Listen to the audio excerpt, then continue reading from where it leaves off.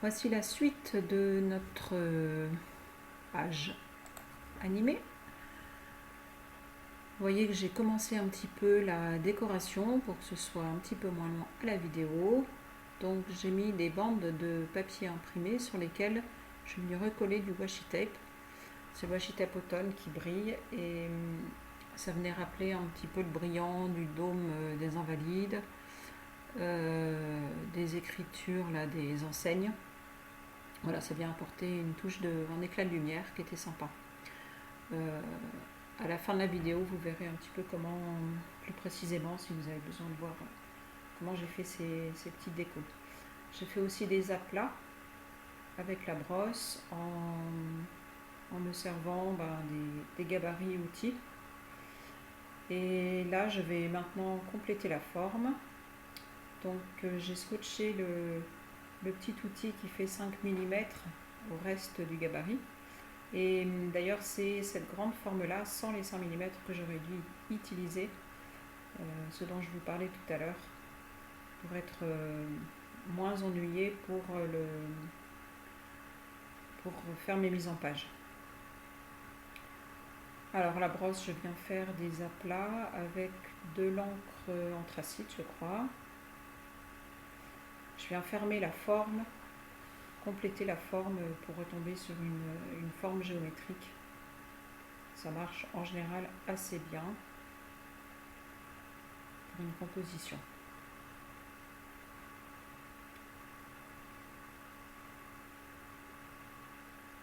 Je vais venir ajouter une petite touche de fuchsia puisque moi j'ai un t-shirt fuchsia et mon amie elle a un pantalon rose clair, donc ça vient un petit peu égayer la page aussi, sinon elle serait quand même un peu tristoune. Je fais la même chose de l'autre côté sur ma grande forme de droite.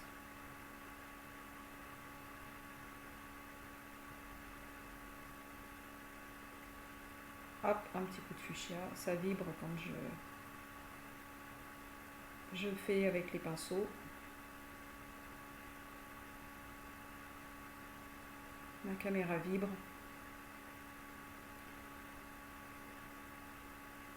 Voilà, j'ai replacé mon feuillet pour voir un petit peu la hauteur à laquelle je devais placer ma bande.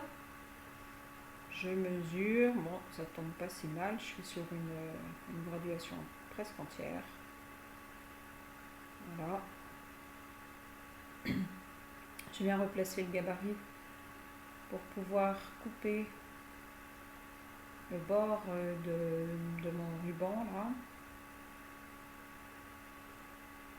à la forme du gabarit. Et sur le côté gauche, en fait, je vais le glisser sous la photo, donc je n'ai pas besoin de le recouper. Je ne voulais pas marquer 5 mm au-delà de la photo, je voulais faire comme si le ruban passait dessous la photo, enfin ce qui est le cas.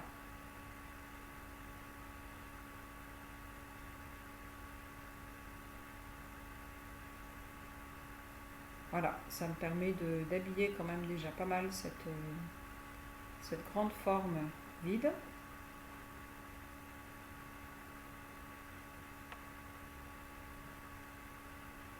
Je vais continuer à ancrer le haut de ma forme.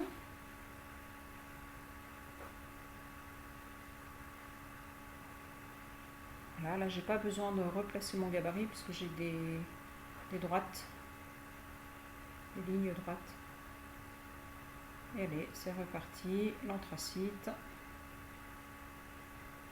Avec les brosses, c'est quand même hyper rapide. Ça fait un rendu très doux.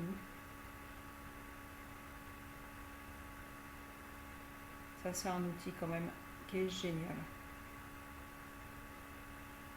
Alors moi, mon encreur, là, il est un peu à bout de souffle quand même. Donc je peux y aller direct, mais si vous avez un encreur qui est neuf, il faut faire attention quand même quand vous déposez pour que ça ne fasse pas une grosse marque. C'est vrai que du coup mes aplats sont très doux et je dois passer plusieurs fois. Voilà ce que ça va rendre. Je découpe un petit papier, un petit morceau de papier rectangulaire sur lequel je vais venir tamponner une petite phrase.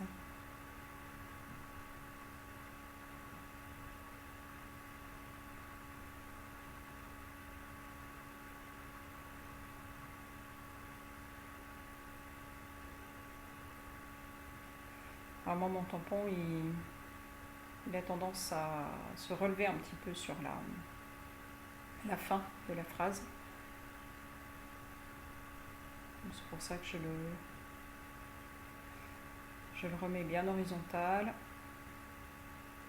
Bon, je vous disais, mon encreur, il a un petit peu de mal, donc il faut que je tamponne plusieurs fois.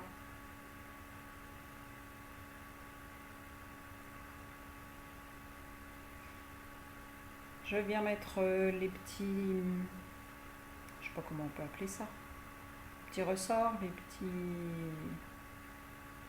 Voilà, je regarde où est-ce que je pense qu'il sera mieux et ma petite touche de fuchsia. Je continue, 2 couleurs en plus de ma page de fond bleu. Je suis sûre de ne pas me planter. Voilà, ça porte une petite fantaisie.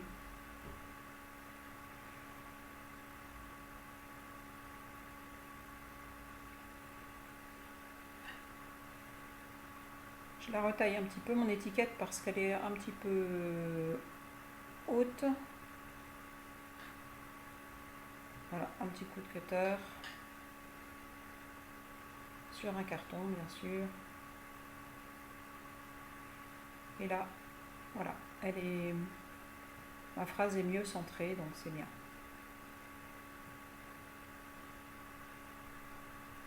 Je viens lui apporter un petit peu de texture en ombrant les coins.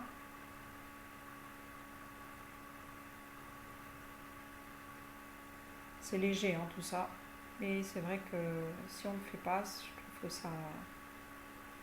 ça aurait manqué. Voilà, je la colle pas tout de suite parce que je vais travailler ma page verso et je la collerai en épaisseur avec du ruban 3D. Là, je suis en train de préparer une autre étiquette que je vais venir placer sur la même page. Alors c'était facile, c'était le 14 juillet. Je prends une petite chute de ma page de fond pour être sûr d'être vraiment dans le même bleu.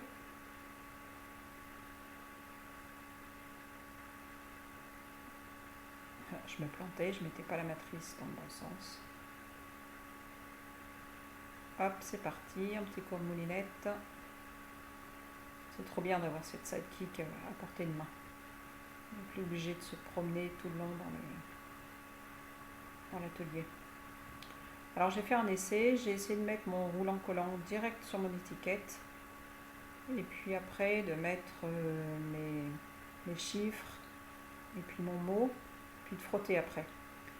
Bon, ça a fonctionné mais pas top. Vous verrez à la fin, il y a un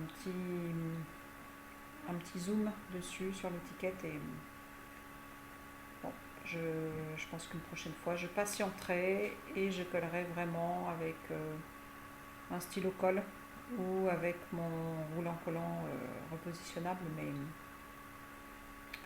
que je passe direct sous ce que je viens de découper. Je l'ai retravaillé de la même façon que l'autre étiquette et là je choisis un peu où je vais la poser sur la page.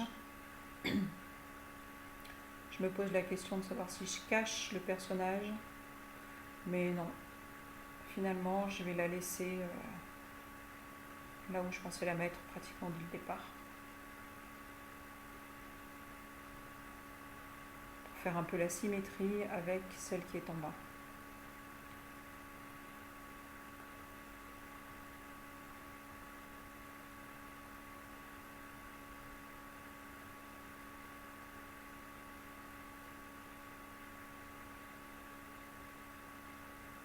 Alors pour lui apporter un petit peu de fun, je vais remettre mes petits ressorts gribouillis là. des petites volutes, non c'est pas des volutes, je sais pas comment on les appelle. Ça donne un petit côté festif qui colle bien au 14 juillet.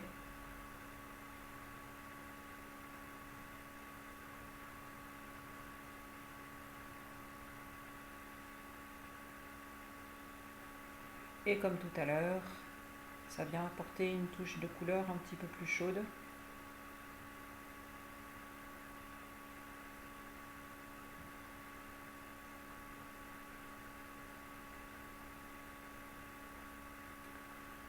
Comme à chaque fois, je regarde si ça va.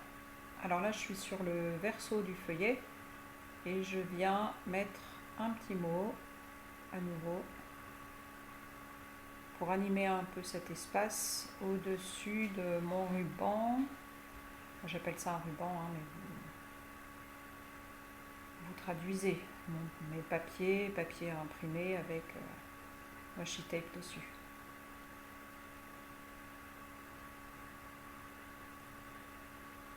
Ces petites phrases, c'est vrai que c'est génial pour venir à la fois occuper un espace et puis faire passer un peu un message.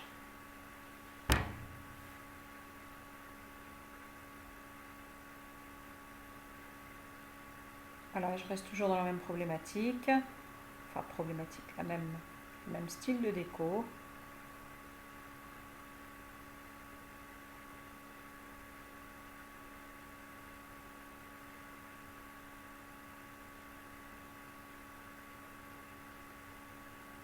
Que ferions-nous maintenant sans la plaque à tamponner? Je ne sais pas, je crois qu'on ne saurait plus faire.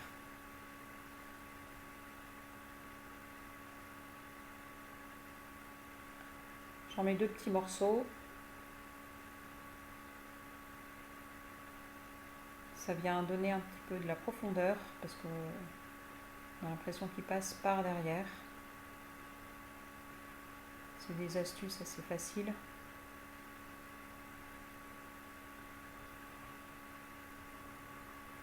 Alors maintenant, je vais venir un petit peu retravailler le haut de cette forme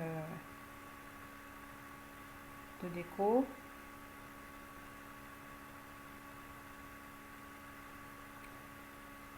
Vous aurez reconnu à nouveau Montmartre. Donc je vais utiliser les tampons, la Tour Eiffel et l'Arc de Triomphe qui sont dans la planche des tampons Paris, enfin France. Voilà, 2 symboles parisiens, même si on n'a pas Montmartre, c'est pas grave. Ça rappelle bien Paris.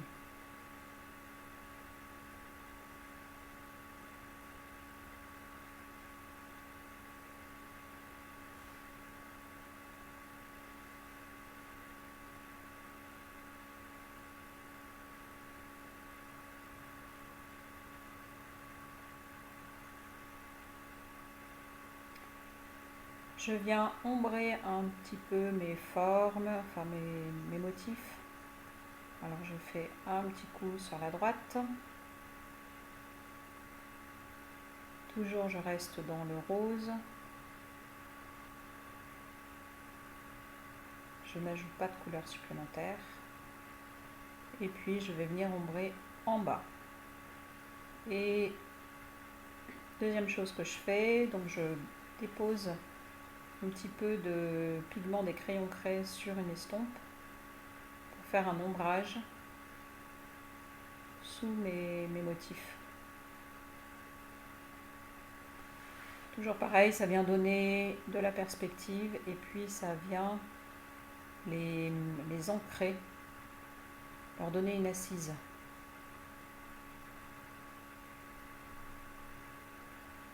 Donc là je trouve qu'il manque un petit morceau de ruban dans le prolongement sur la gauche. Donc je découpe mon papier imprimé. Là, je vais le positionner là. Je colle mon washi tape. Alors ça 100 mm. Hein.